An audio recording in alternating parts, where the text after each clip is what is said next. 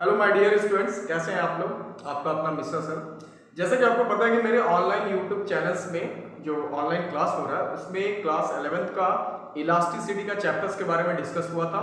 उसके बाद हमने आपको प्रेशर के बारे में बताया था और थर्ड पार्ट मेरा जो है वो वेस्कोसिटी के बारे में हमने क्लास करवाया था। ठीक है, आज उसी टॉपिक से रिलेटेड हम लोग क्लास करने वाले हैं, वेस्कोसिटी से रिलेटेड, जिसमें हम लोग पढ़ेंगे स्टोक्स थ्योरम के बारे में और प्लस आपका टर्मिनल वेलोसिटी को हम अच्छे तरीकों से एक्सप्लेन करेंगे। ठीक है, जो कि आपका सिलेबस में भी पढ़ना है क्लास 11th का। ठीक है, चलो बने गए। देखो, सबसे पहला पॉइंट स्टोक्स थ्योरम क्या होता है। एक बात बता देते हैं कि स्टोक्स थ्योरम का भरपूर यूज आपको ग्रेजुएशन में मिलने वाला है। फिजिक्स ऑनर्स अगर लोगे ना तो उसमें सेमेस्टर 1 और 2 में स्टोक्स थ्योरम का पूरा बड़ा एप्लीकेशन है। देखो, एक्चुअल में स्टोक्स थ्योरम होता क्या है इसके बारे में पहले समझते हो। स्टोक एक साइंटिस्ट का नाम था, ठीक है, जिन्होंने टर्मिनल वेलोसिटीज और विस्कस फोर्स के बारे में रूल दिया था। ठीक है, होता क्या है ना कि जैसे अगर कोई स्फेरिकल, इनका कहना है स्टोक्स थ्योरम में बताया गया कि भाई अगर कोई भी स्फेरिकल बॉडी है, स्फेरिकल बॉडी, उसको आप विस्कस लिक्विड में अगर ड्रॉप करते हैं, जैसे मान लो लिक्विड अगर मोशन में एक स्फेरिकल बॉडी को ड्रॉप कर दिए, तो वो बॉडी क्या होगा ना, उस बॉडी का जो नेट वेट है, ठीक है, नेट वेट और जो विस्कस फोर्स अपोजिट डायरेक्शन में लग रहा है, अगर वो दोनों बराबर हो गया तो वो बॉडी उसी डायरेक्शन में मूव करेगा। That is the constant speed, है कि नहीं। मान लेते हैं, अगर एक एग्जांपल और देते हैं हम लोग कि नेट वेट का मतलब क्या, हम आपको एक्सप्लेन करते पहले। देखो, जैसे ये बॉडी है, ठीक है, इस बॉडी, मान लो ये मार्कर पेन एक ऑब्जेक्ट है, इसका एयर में वेट अगर 5 ग्राम है और पानी के अंदर जाने के बाद इसका वेट मान लो 3 ग्राम हो गया, तो 5 माइनस 3 कितना बचा, 2 gram. That is the net weight. Net weight निकालने का यही तरीका है, एयर में उसका वेट और किसी मीडियम में उसका वेट, दोनों को माइनस करो, वो नेट वेट कहलाएगा। ठीक है, तो स्टोक्स थ्योरम का मतलब ये है कि अगर कोई भी स्फेरिकल बॉडी को आप विस्कस लिक्विड, अगर लिक्विड मोशन में है तो वो आप डालते हो, ड्रॉप करते हो बॉडी को, तो उस बॉडी का जो नेट वेट होगा और जो आपका विस्कस फोर्स है, लिक्विड के द्वारा विस्कस फोर्स जो लग रहा है उसके बराबर हो गया, तो वो बॉडी कांस्टेंट स्पीड से मूव करने लगेगा।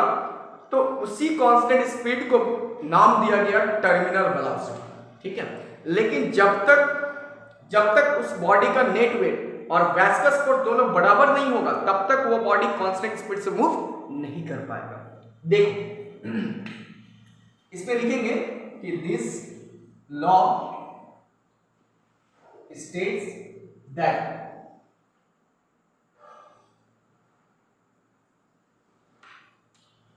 थोड़ा मार्कर में ज्यादा हिट चला गया, मेरे हाथों में भी लग गया। ठीक है,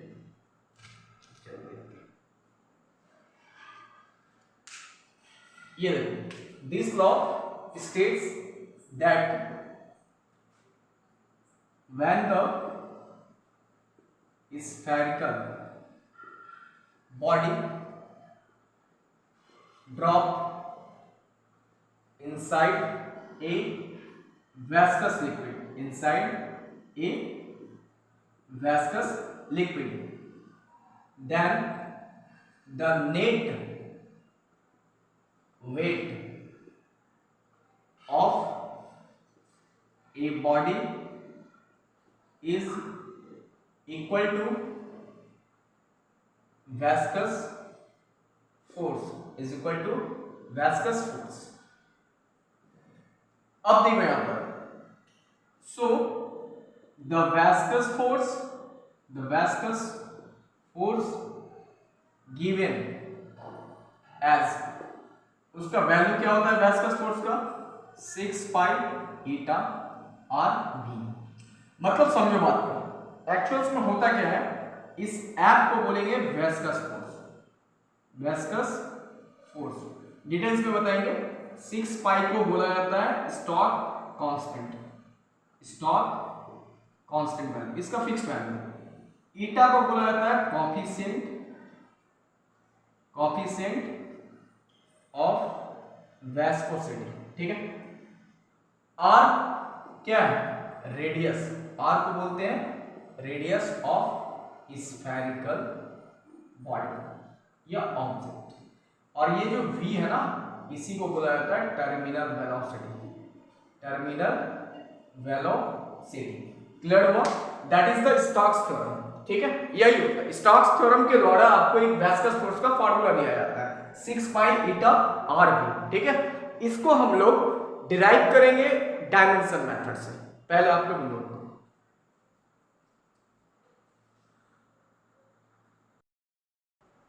देखो हम लोग आते हैं स्टोक्स थ्योरम को डिराइव करेंगे डायमेंशन मेथड से। जैसे देखो होता क्या है, the viscous force depend on coefficient of viscosity, हाँ ईटा, कॉमा रेडियस जिसको r लेंगे एंड टर्मिनल वेलोसिटी v, है ना। अब देखो हम लोग इसको ऐसा लिख सकते हैं कि force directly proportional to eta radius terminal velocity. ठीक है, डायमेंशन मेथड से यूज करेंगे। देखो कैसे, प्रोपोर्शनल हटाओगे, कांस्टेंट k लगाओ, ईटा पे पावर a, रेडियस पे पावर b, वेलोसिटी पे पावर c ले लो। ठीक है, अब डायमेंशन पुट करो तो फोर्स का डायमेंशन क्या होगा, mlt - 2 इक्वल टू k।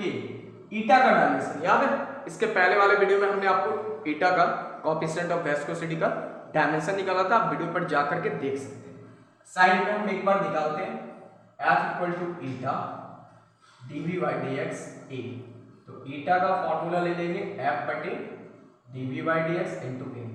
मतलब आपका फोर्स का डायमेंशन mlt - 2, वेलोसिटी का lt - 1, डिस्टेंस का l, एरिया का l²।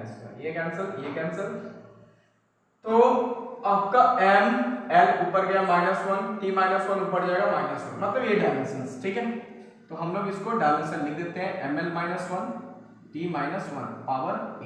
ठीक है, अब इसको देखो, रेडियस का डायमेंशन क्या होता है, length l power b, velocity का lt - 1 पावर c। ठीक है, तो ml t - 2 equal to k। अब इसको आप ये कर सकते हो सेपरेट, m पे पावर a, उधर m नहीं है छोड़ दो, m पे पावर -1 इंटू a, तो -a plus b plus c, t पे पावर -a और -c। ठीक है, अब देखो, अब कंपेयर करो तो m पे पावर इधर 1, इधर a, तो a का वैल्यू क्या होगा 1, a का वैल्यू क्या है 1। अब l पे पावर 1 और l पे power -a plus b plus c, मतलब 1 equal to -a plus b plus c। तो ऐसा कर सकते हैं, इसको इक्वेशन 1 ले सकते हैं। अब t पे पावर -2 इक्वल टू t पे पावर -ac, तो -2 इक्वल टू -a -c। ठीक है, आप इसको इक्वेशन 2 ले लो। ठीक है, अब देखो सॉल्व करने का तरीका, क्या सॉल्व करेंगे, a का वैल्यू मेरा 1 है, यहाँ पर डाल दो, c आ जाएगा -2 -1 c। अब देखो यहाँ पर, तो -c को इधर दे दो, -2 को उधर दे दो, +2 में, तो 2 में से 1 गया 1, c का वैल्यू आया 1। ठीक है, थोड़ा हम रफ करते हैं, ये c का वैल्यू आपको निकाल के दिए, पावर कितना आएगा, c का वैल्यू कितना है 1। अब इसी c का वैल्यू अगर आप इसमें डाल दो इक्वेशन 1 में, और a का वैल्यू, तो b का वैल्यू आ जाएगा। देखो -1, तो a का वैल्यू 1 है, -1 प्लस b, c का वैल्यू 1 है, ये कैंसिल, यानी b का भी वैल्यू क्या है -1 नहीं, इधर +1, b का वैल्यू कितना है +1। अब आपका a आया, b आया, c आ गया। अब करना क्या है, ये वाले में पुट कर दो। देखो F इक्वल टू k, ईटा पे पावर कितना आ गया 1, रेडियस पावर 1, वेलोसिटी पे पावर 1। इसका मतलब k का ही तो मान था 6 पाई कांस्टेंट, तो F इक्वल टू क्या करूँगा, a के प्लेस पर 6 पाई, ईटा आर भी। प्रूव हो गया स्टोक्स थ्योरम। समझ में आया बात? ये हुआ आपका स्टोक्स थ्योरम का डायमेंशन मेथड से प्रूविंग। इसके बाद हम लोग टर्मिनल वेलोसिटी का डिफाइन करेंगे और उसको फॉर्मूला के हिसाब से एक्सप्लेन करेंगे। Note down.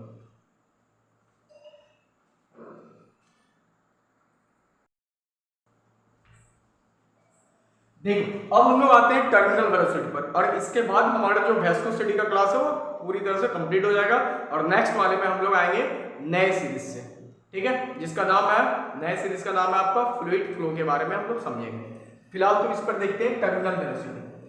देखो यार होता क्या है ना, टर्मिनल वेलोसिटी का मतलब क्या होता है, अभी आपको हम डिस्कस किए थे कि अगर कोई भी स्फेरिकल बॉडी को आप वेस्कस लिक्विड के अंदर डालोगे ना, उस वेस्कस फोर्स का वैल्यू अगर स्फेरिकल बॉडी का नेट वेट के बराबर हो जाए तो वो बॉडी अपना कांस्टेंट स्पीड से मूव करने लगता है, और उसी कांस्टेंट स्पीड को आप बोलेंगे टर्मिनल वेलोसिटी। क्लियर डिफिनेशन है? देखो when the spherical body drop inside a viscous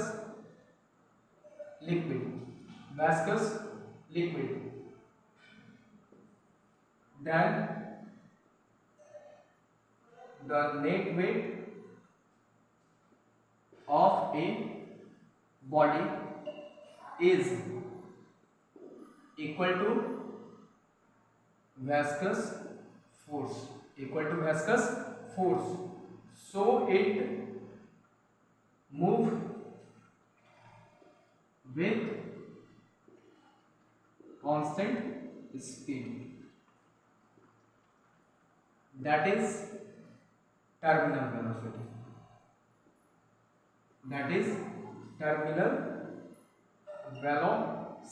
है ना।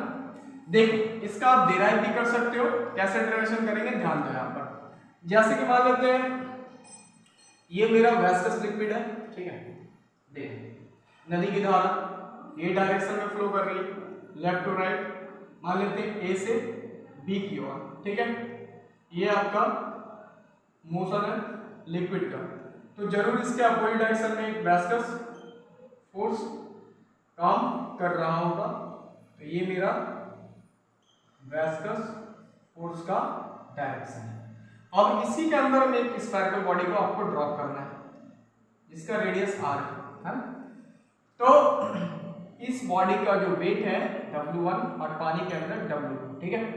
देखो एक्चुअल में डेंसिटी में परिवर्तन आएगा, डेंसिटी चेंज होगा, ठीक है, उसी को लेके चलना है। देखो suppose let rho and sigma be density of a body in air and water, ठीक है। अब देखो अब कहता क्या है कि नेट वेट आपको निकालना होगा, net weight equal to viscous force. Clear? तो नेट वेट कैसे निकालोगे, W1 minus W2 equal to क्या होगा वेस्कस फोर्स, अभी आपको बताया ना 6 पाई ईटा आर भी, ठीक है। ये फॉर्मूला आपको लेके दौड़ना है आगे, ठीक है। तो फिलहाल हम इसको रफ करेंगे, पहले आप लोग नोट कर लो।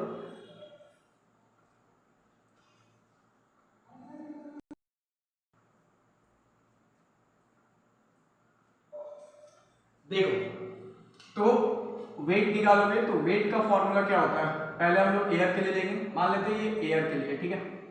वेट का फॉर्मूला क्या होगा, mg मास इनटू ग्रेविटी, है ना। तो देखो डेंसिटी इक्वल टू मास बटे volume, that means mass equal to density into volume, तो दैट मींस रो गुना वॉल्यूम ऑफ स्फीयर 4/3 पाई, ये आपका मास है ना, यहाँ पर पुट कर दो। तो मान लेते हैं W1 इक्वल टू mg, तो मास के जगह पर रो इंटू 4/3 पाई r³ इंटू ग्रेविटी निकल गया ना, ये आपका एयर के लिए निकल गया। क्लियर हो?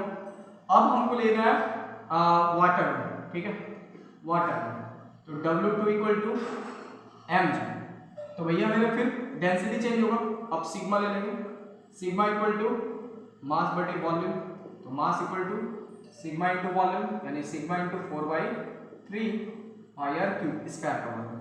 अब आपका देखो यहाँ पे, यहाँ देखो मास निकल चुका, पुट कर दो W इक्वल टू m के प्लेस पर sigma 4/3 pi r cube into g. ये आपका वाटर के लिए आ गया ना। हमने आपको एयर में भी निकाल दिया, वाटर में भी निकाल दिया। अब करना क्या है, माइनस कर दो, तो W1 minus W2 equal to 6 pi eta r है। याद रखना v का वैल्यू निकालना है।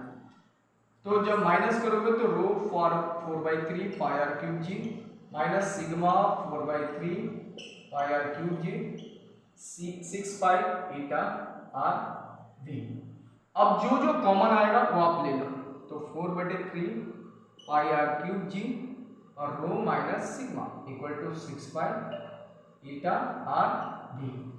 अब देखो कटाने आता है, ये पाई पाई कैंसल, रेडियस एक कैंसल, यहाँ पर पावर 2 बचेगा और 2 दूनी 4 और 2 3 6।